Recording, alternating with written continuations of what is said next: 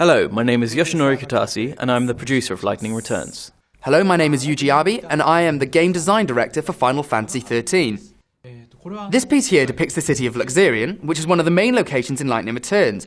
It's an absolutely huge location in the story, and it also happens to be where you'll encounter Noel Kreis, who is one of the playable characters from Final Fantasy XIII-2 and forms a very important part of the story again this time round. The weapon here is similar to the one Noel used in Final Fantasy XIII-2. When we were creating the weapons, we were given the brief that they should be designed in such a way that they could be used to fight any kind of monster that the player may encounter. So they can be used for close combat, but also from a distance to fight far away enemies. Once we knew this was what we wanted, the idea came up that Sarah's weapon would be one that could transform between a bow and arrow and a sword. Then, when it came to Noel, we eventually settled on a sword that can also be used as a javelin. This was really designed to be the very archetypal adventurer's wear that Lightning can don to survive in a tough environment. As you can imagine then, it also gives a very big defense bonus. You get a huge hit point bonus for wearing this outfit. We wanted this reflected in the design, so we tried to emphasize its rough and rugged nature. Of all the ideas we had for costumes, we really only pitched the stuff that we thought would definitely work in the game, so there wasn't much to cut out.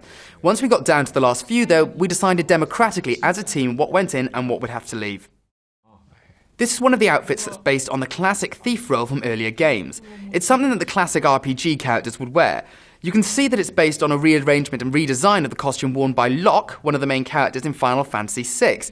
There are a lot of costumes that are reimagined take on his original outfit, and this is one of those. The new battle system in Lightning Returns doesn't give you a party. You've only got the one character of Lightning.